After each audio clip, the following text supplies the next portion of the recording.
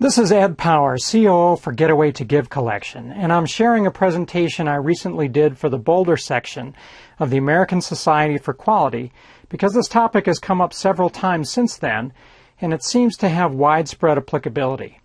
I'm hoping that sharing this talk will inspire people to further develop these ideas, and I'm anxious to see what comes from that. Give this a try in your organization and let me know how it goes. This is a quote I've seen several times over the years, and I've always dismissed it. To me, quality is a lot more complicated. It's about customer focus and teamwork, processes, statistics, cause and effect, and things like that. But then I read this great book by Charles Duhigg called The Power of Habit, Why We Do What We Do in Life and in Business, and it got me thinking about what Aristotle had said. I also tried some of Duhigg's concepts in my business, and it's changed my thinking about performance improvement. So what is a habit? Well, it's something we do automatically without thinking too much about it. We all have good and bad habits.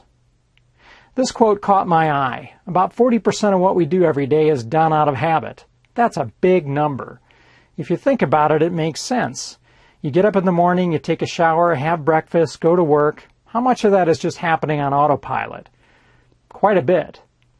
It turns out there's some interesting biology behind habits. Duhigg talks about an experiment where researchers would use a simple T-shaped maze. They put a mouse behind a door, and in one corner they would put chocolate, which is a favorite food of mice apparently. Then they'd lift the door and see what happened. The mouse would wander around exploring the environment, and eventually they'd find the treat and eat it. Then the researchers would do the experiment over and over again.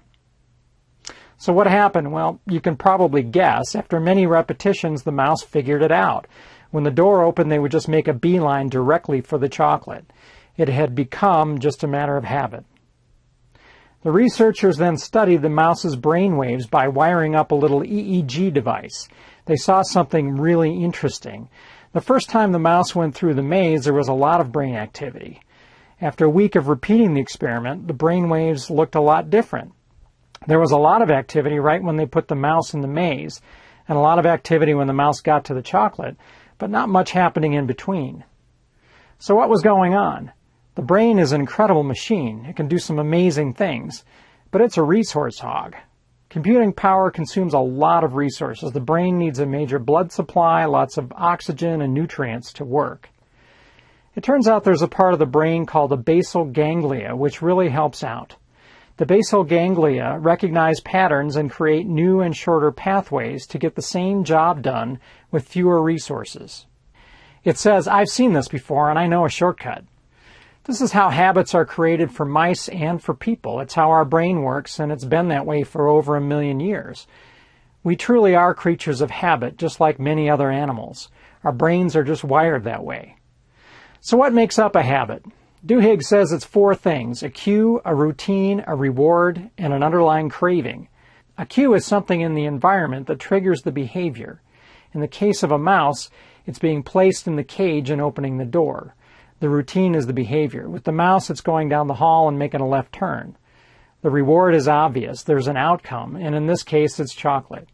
We can't observe the craving, but we know mice like chocolate, so we can speculate that his little mouth starts watering as soon as the experiment begins.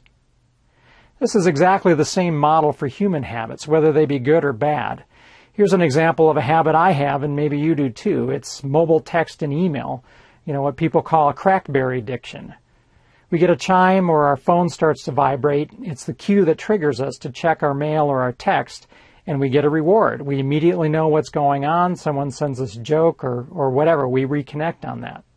The craving is that we probably need a bit of a distraction in our lives.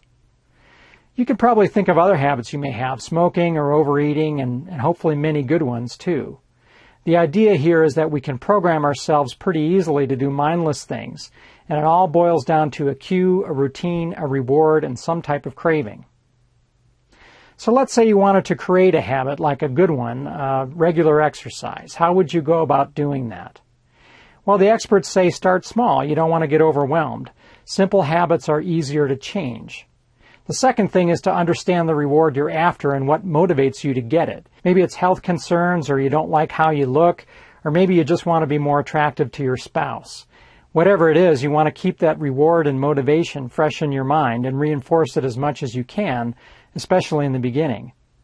Then develop a routine. Go to the gym and do a consistent workout. Start small and don't overdo it.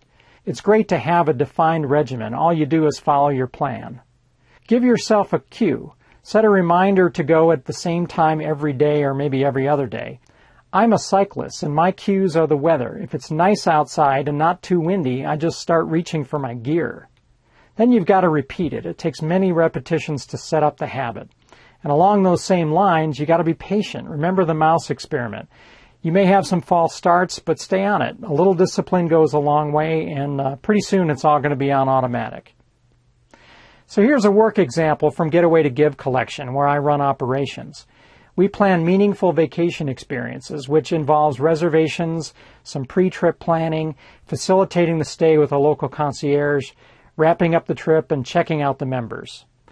A while ago, we had a little issue with getting our billing in on time and consistently collecting our trip satisfaction data from our members. The cause was pretty obvious. We were doing this step manually and kind of informally, so there was no mechanism in place to make sure it was repeatable. So I thought about making the step just a matter of habit. The routine we needed was to check for reservation orphans once a week, just to see what was still open and close out the reservations. The process is pretty simple. All I got to do is look at a couple screens in the system, check the status, and take some action on it. Our member services specialist owned this task, and we already had a standing weekly review on the calendar, so it was easy to piggyback on the same queue. We had a meeting notice pop up in advance of the meeting that would trigger the routine. Like most employees, the reward and the craving was straightforward. People just want to do a good job and be recognized for it, and it's my job to provide that type of environment. I'm happy to say the new habit took right away in just a couple of weeks. It was really easy once we implemented the cue, the routine, and the reward. Now that's a very simple example, but what about more complex tasks? Is it possible to make them habitual? Well, think about driving. How many times have you gotten in your car, left your house, arrived at work, and had no recollection of the drive itself? It happens to me all the time. I mean, think about it. Driving a car is very complicated. You get in your car, you fasten your seatbelt, apply the brakes, start the car, put it in reverse, look behind you, back out, turn the wheel, stop the car, close the garage, put it in drive, and that's just getting out of the driveway. Our business is probably very much like yours. There are defined processes for completing the work. There are inputs and outputs, people, technologies, procedures, customers, and suppliers involved, and it's complicated. It's just like driving a car. But what if you thought about processes as just a series of habits strung together with cues, routines, and rewards? That's an interesting way of looking at things. How can we make high-performing processes, especially manual ones, just a matter of habit? People then can do a great job because it's just in their nature to do it. As I look at processes these days, I'm paying a lot more attention to the cues, the rewards, and the motivations of the people and how everything connects and interacts. A key for us at G2G is training new employees on complex tasks and creating good habits from the outset. Let's go back to the analogy of driving a car. How did you learn? Well, you probably started in a classroom like I did, learning the rules of the road. That's the knowledge building phase. Then you got some practice applying the concepts behind the wheel. That's the skills building phase. Remember how awkward that was? Pretty soon you got good at it and you passed your driver's test. At some point you may have also taken a defensive driving course so you knew how to handle special situations. That's the refinement or performance building phase. After time and repetition, all this becomes second nature. You don't even think about driving, you just go and do it. We're using the same model in our business, classroom, behind the wheel, and occasionally some advanced skills training. Like you, we look for people with the right attitude, people who crave doing a good job. We try to build simple routines, link them together by a set of cues, and we give lots of feedback and support. After some practice, once again, everything in time becomes second nature. The job isn't intimidating for people anymore. It's easy and it's fun. But we've learned we need to be really patient. There's a process to building good habits, and we need to make sure we do it right to make our employees successful. So far, we've talked about creating good habits. What about changing bad ones? I think we all know it's much harder to change a bad habit than it is to create a good one. Think about golf, right? I mean, it's really hard to correct a bad golf swing once you've got it established. It turns out biology is a major factor again. Once the basal ganglia have wired our brains for a habit, the tendency is always to repeat the same thing over and over again. Duhigg talks about this in his book too. To fix a bad habit, therapists use a technique called habit reversal training, and it goes something like this. The first step is awareness training. The patient learns how habits work, the cues, the routines, the rewards, and the cravings. They're told they're not bad people, they just have a bad habit, and it's possible to change. This by itself is incredibly affirming, and it makes it easier for the patient to commit to the hard work that lies ahead. Then what do they work on? Is it the cue, the routine, the reward, the craving? Turns out it's the routine. Why? Well, go back to biology. You can't erase neurons. Once patterns are set, they remain that way. The only way to combat it is to consciously substitute a new routine.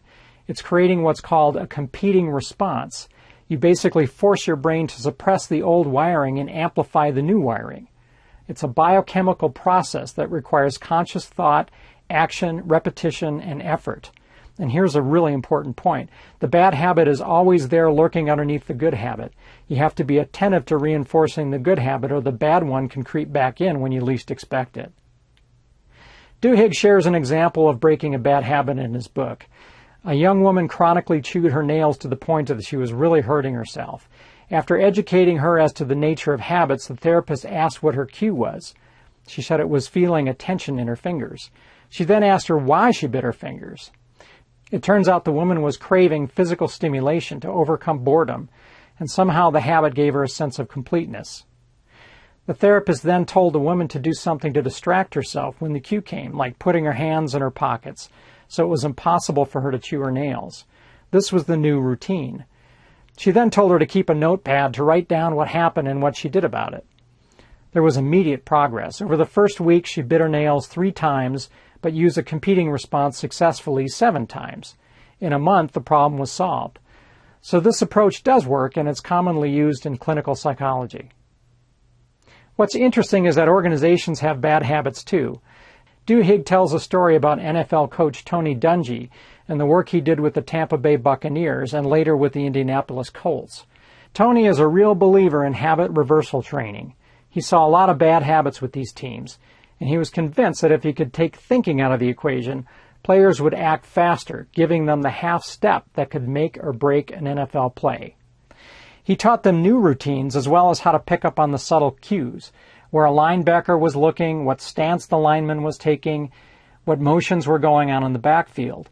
He then drilled his players over and over again until the habits took, and everything was on automatic. As a result, his teams were much quicker and plays flowed much more smoothly, which gave him an edge and eventually a championship. Duhigg tells the story to point out some other important ingredients for changing habits, that people must believe the change will work, and also the importance of having a community that supports the change. These things are essential for the hard work that must be done. So this is a very interesting model. It's one that's been proven effective in a lot of different areas. This is exactly the model for Alcoholics Anonymous, for example. Besides substituting a new routine, coming to an AA meeting instead of going out drinking, there's a lot of support from a sponsor, and there's a community of fellow recovering alcoholics that can keep people in the program. Now, if this works so well in so many areas, why is it that organizations tend to do things backwards? What's the first thing that managers tend to do when organizations aren't meeting the results they're looking for? Well, they almost always look at the reward or the punishment. They assume it's a motivation problem. As quality professionals, we know it's most often the process, and it's how the work is getting done. This, in my view, is the next major frontier. Organizational change, especially adopting more of a quality orientation, is remarkably difficult. So the question is, how can we make PDCA or DMAIC or RIEs or Kaizen or whatever improvement model you're practicing these days, how do we make that a habit for the organization? How can the approach become so familiar and so ingrained that it just becomes the automatic way of solving problems? Unfortunately, most organizations are really reactive, and they automatically blame people when things go wrong. Companies tend to be problem-oriented instead of process-oriented, and they do a terrible job of identifying and addressing root causes. Managers are usually good people, but they have really bad habits. Change management tends to emphasize dramatic shifts, and sometimes that may be the best approach. But what if change could be evolutionary instead of revolutionary? making a series of small changes, just like getting into shape or by learning techniques such as habit reversal training. It may be less dramatic and far-reaching, but I think small, continuous changes are easier for the organization to accept and to adapt to. Maybe the CEO should start by saying something like, hey, let's try something new. We all want our organization to be the best it can be. We believe in excellence. That's what drives us. But instead of jumping to conclusions, let's try a new routine. When we see a problem, which is our cue, let's take some data, let's figure out what's going on, let's put a fix in place that solves the problem once and for all. Then let's enjoy those results and celebrate. If the CEO then provides evidence that shows the quality approach really does work and assembles a group of people, maybe a mix of internal and external resources, providing intensive support, in time these new habits will form and they'll stick in the organization. This incremental approach is just taking advantage of how we're naturally wired for habits. So that's the challenge for you. Give it a try. Can a focus on changing habits be a better way to implement company-wide Lean or Six Sigma initiatives? If those are already in place, how about using habits for better strategic management systems? If you can improve how an organization plans, executes, and learns on a fundamental basis, now you're really making a big impact. This is what separates the top performers from the mediocre ones. And on that note, I'd like to give a shameless plug for a terrific nonprofit I'm proud to support, Rocky Mountain Performance Excellence, the Western States Malcolm Baldrige Program. This organization helps business, healthcare, education, government, and nonprofit organizations achieve better results through application of the Baldrige criteria. They also recognize the top-performing organizations in the region with an award program. It's a wonderful group that does an amazing job, and they're always looking for volunteer examiners. I've done this for several years myself, and it offers fantastic benefits. It's a great learning experience. You get to know like-minded people from all over the region, and it's a wonderful opportunity to give something back and make your community stronger. Please give it serious consideration, and if you're interested, contact my friend Jim Walker. Well, that's it. I hope you enjoyed this presentation. Please let me know how you've applied these concepts in your own organization. I'd be delighted to hear from you. Thanks again.